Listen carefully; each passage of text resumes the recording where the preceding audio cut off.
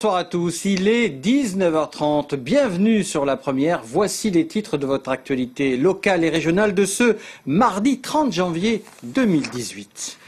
Inondations et tribus bloquées à Tio et Canala après le passage de la dépression modérée Fehi à Tio.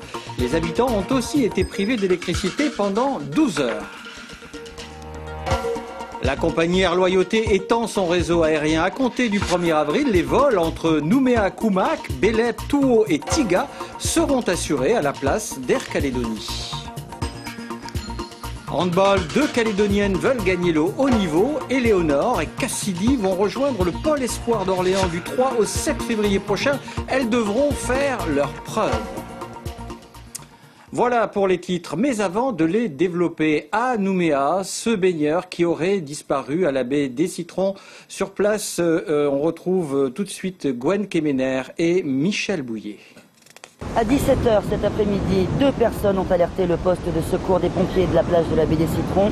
Elles ont déclaré avoir observé pendant un petit moment un jeune homme grand de type européen en train de nager entre le bord et le radeau, puis plus rien, elles ne l'ont plus revu.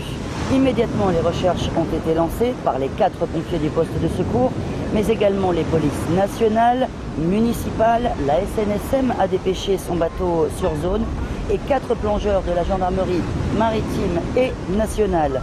Mais le temps est excessivement mauvais, comme vous pouvez vous en rendre compte sur la baie des Citrons, du vent d'ouest, avec une forte houle et donc aucune visibilité dans l'eau. Pire encore, à la tombée de la nuit, forcément.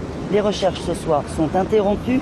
Elles reprendront demain matin sans que l'on sache vraiment si on peut être certain qu'un nageur a réellement disparu sur la baie des Citrons cet après-midi. Et puis cet autre fait divers avec ce braquage d'une épicerie du Trianon ce matin par 2 jeunes. Une quinquagénaire a été blessée au visage, la caisse a été volée, les 2 jeunes mineurs ont été interpellés par la police. Natacha Cognard et Patrick Nicard. À 8h30 ce matin, c'est dans cette épicerie du Trianon que se sont produits le vol et l'agression. 2 jeunes âgés de 14 et 17 ans pénètrent dans les lieux. Ils ont une bombe lacrymogène en main. Ils l'utilisent sur la propriétaire assise à la caisse. Ils la frappent ensuite. Les traces de sang au sol témoignent de la violence des faits. Les témoins ils disent qu'ils étaient 2, mais ils ont utilisé une bombe lacrymo sur ma mère. Et après, ils ont foutu ma mère elle a réagi, elle est sortie dehors et ils ont foutu un coup normalement. C'est ce qui est arrivé. Et voilà, ils sont partis avec la caisse. Ce fait divers vient s'ajouter à la liste déjà longue des délits commis par des mineurs en Nouvelle-Calédonie. Un constat qui laisse perplexe ses habitants du quartier. C'est des enfants quoi, des enfants c'est pas fait pour agresser les gens, hein. C'est fait pour s'amuser et profiter de la vie quoi. Et là c'est choquant, ouais non, ça pose beaucoup de questions. C'est toujours la même chose quoi, c'est toujours qu'est-ce qu'ils font les parents, est-ce que les parents sont au courant, c'est surtout ça quoi. La victime a été évacuée sur le Médipôle. 2 suspects ont été interpellés et placés en garde à vue par la police nationale. Une partie des 40 000 francs CFP de la caisse a été retrouvée. L'enquête se poursuit. Le passage de la dépression tropicale modérée Fehi, c'est la fin des vigilances météorologiques et orange sur l'ensemble de la Nouvelle-Calédonie, indique la sécurité civile. Les très fortes pluies ont cessé sur l'ensemble du pays. Fehi s'éloigne progressivement en direction de la Nouvelle-Zélande et continue de faiblir. Les conditions météorologiques continuent de s'améliorer sur l'ensemble de la Nouvelle-Calédonie malgré quelques petites averses résiduelles et quelques rafales de vent possibles. En conséquence, il est mis fin ce jour à toutes les vigilances météorologiques. Et puis, toujours les conséquences du passage de la dépression modérée Fehi, avec plus de 200 mm de précipitations en 24 heures. Les communes de Tio et Canala ont été abondamment arrosées, routes inondées, radiers et coupés. À Tio, le village, les habitants ont été privés d'électricité pendant 12 heures. Voyez le reportage de Bernard Lassos et Gaël Etcheverry. Pas de chance, c'est la ligne 33 000 volts qui alimente toute la commune de Tio qui était touchée. Le vent, la cime d'un arbre et le câble brisé est à terre. Ce qui se passe, c'est que le câble au milieu de la rivière, on n'arrive pas à le récupérer, donc on va tirer une terre pour essayer de le récupérer avec la terre. Avec la perche, on va essayer de récupérer le câble au milieu de la rivière. Il faut descendre en bas, regardez. L'opération est périlleuse. Ici, au niveau de Koua, la Tio ressemblait ce matin à un torrent furieux. On a ramené le câble, et puis après on va mentionner le câble. Et on va retendre là où tu étais tout à l'heure à la nacelle. Et on va retendre le câble en l'air, on va manchonner le câble, on va remanchonner le câble. Coupée à 2 heures ce matin, l'électricité était de nouveau distribuée en début d'après-midi. Plus bas dans la vallée comme au village, la rivière gonflée par les pluies, quelques 200 mm en 24 heures, n'a pas fait trop de dégâts.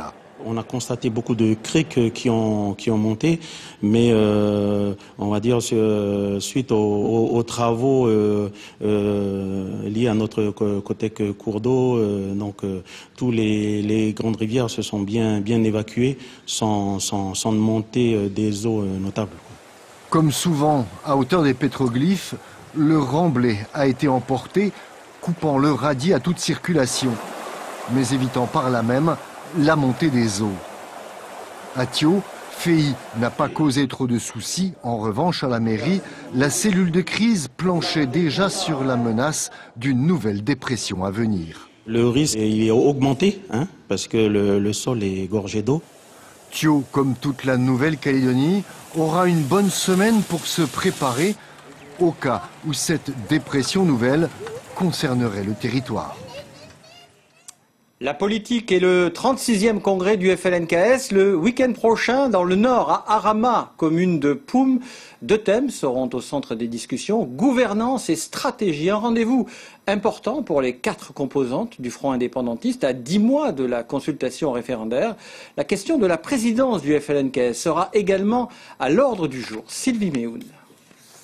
Il faut s'unir pour gagner 2018. À moins de 10 mois de la consultation de sortie, le FLNKS reste déterminé.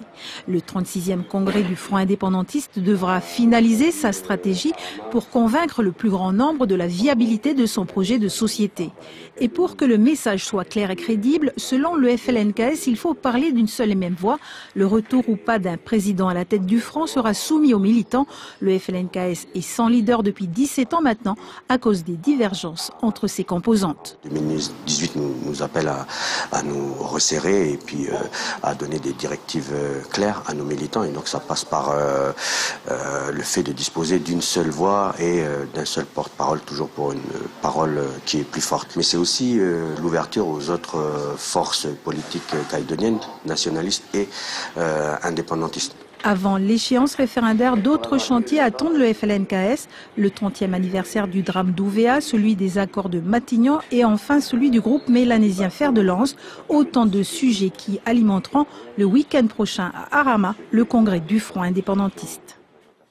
En bref, actualité judiciaire, la Cour d'appel a rendu ce mardi matin sa décision dans l'affaire opposant Louis Cotrat-Uregei à l'un de ses anciens salariés.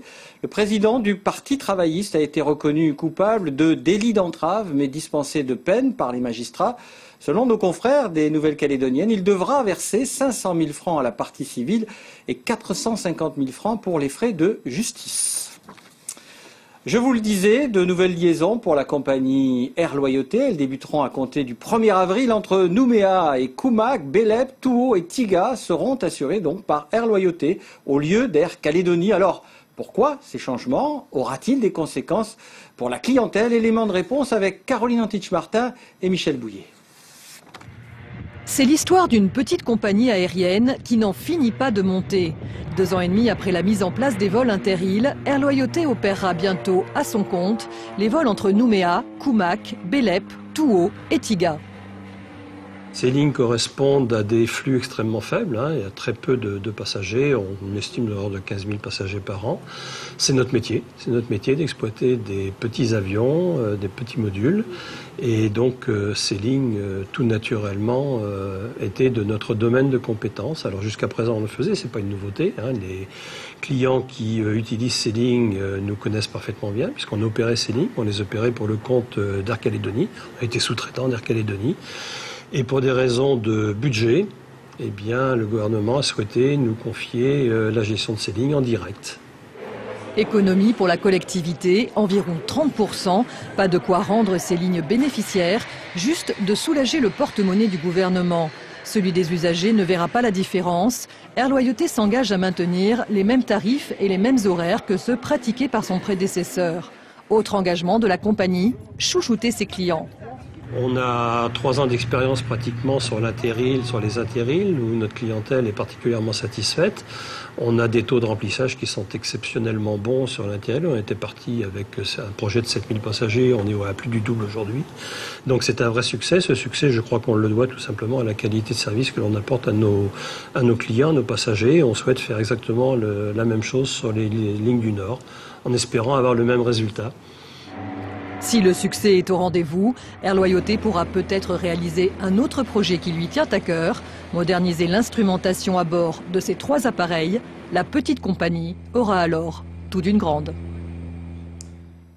L'interdiction des téléphones portables dans les collèges et les lycées, une petite révolution dans l'enseignement secondaire voulue par le ministre de l'Éducation nationale, Jean-Michel Blanquer, et ce à partir de la rentrée prochaine. En Polynésie, rien n'est encore décidé, mais de nombreux établissements ont déjà fait le choix de l'interdiction. Le reportage de Lucille Guichet et Mirko Vanfo. Il est devenu incontournable et rares sont les élèves aujourd'hui sans téléphone portable. Le mobile les suit partout. Combien de temps par jour vous passez sur votre téléphone par exemple? Je sais pas, 5 heures. Les appels, les messages, les jeux. Au lycée du Taoné, l'usage des téléphones est interdit pendant les cours, mais autorisé durant les temps de pause. C'est inscrit dans le règlement intérieur depuis déjà plusieurs années. Un élève, tant qu'il n'utilise pas son téléphone portable pendant les cours, les labos, l'atelier, tout va très bien. Si jamais il y a non-respect de ces règles, voilà, il y a un premier avertissement qui se fait de manière assez amicale. Et puis les autres fois, il y a confiscation du téléphone. Il faut interdire parce que ça nous déconcentre pendant les cours. Faut-il généraliser cette interdiction à l'ensemble du secondaire en Polynésie? Pour le moment, chaque établissement fixe ses propres règles.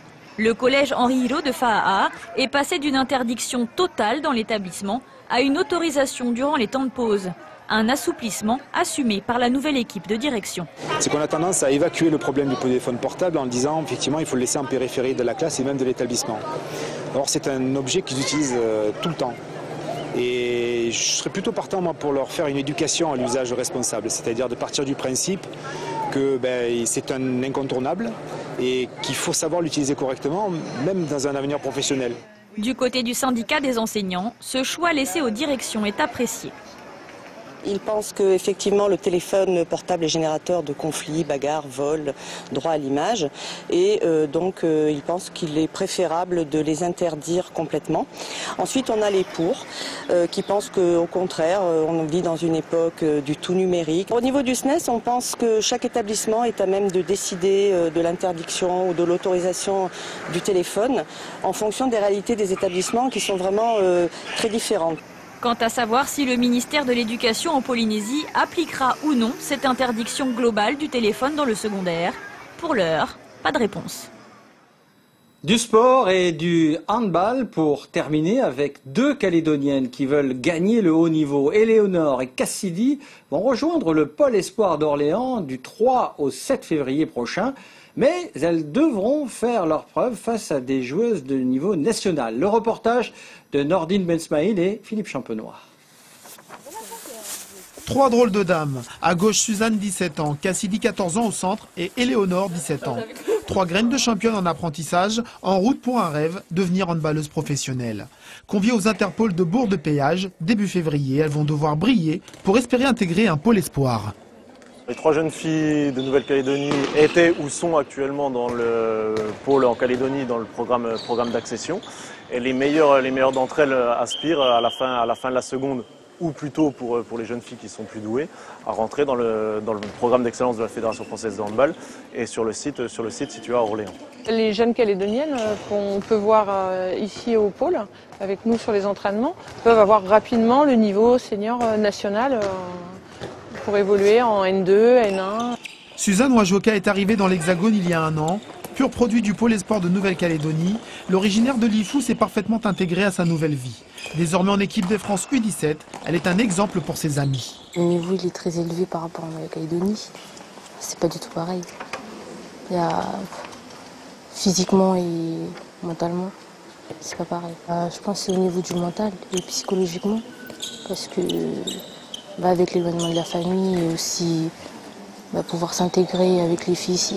Éléonore Watohima est prête à tous les sacrifices pour intégrer un pôle France ou un centre de formation, pour progresser et monter un club de handball dans son archipel. Mon objectif, c'est de me faire repérer par le centre de formation. Et voilà, il faut que je donne tout. Elle est la plus jeune des trois, mais pas la moins douée.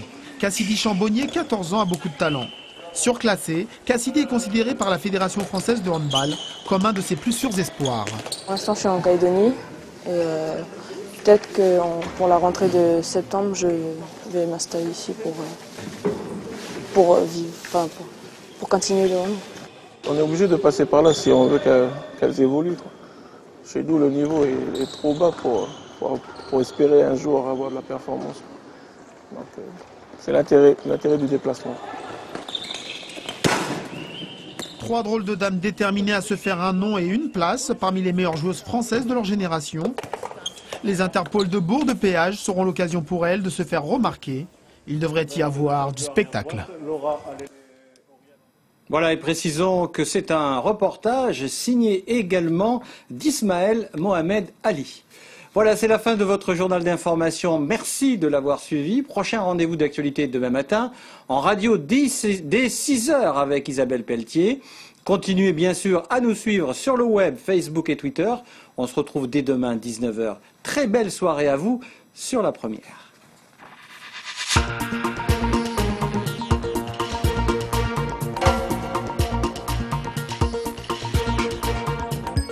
Retrouvez toute l'info sur ncpremière.nc.